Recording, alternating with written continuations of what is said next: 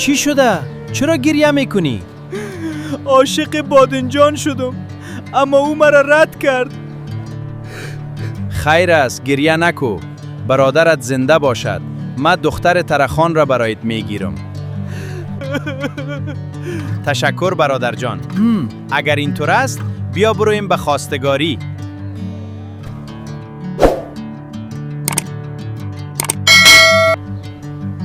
ما آمدیم به خواستگاری دختر شما. آیا شما برادرم پیازجان رو به غلامی قبول داری؟ من خوشحال می شوم، ولی اول باید با دخترم صحبت کنم. Bring me into golden My daughter, sunlight. Potato and Onion have come If to I'm going propose. with you, I know we'll get to the other Princess. side.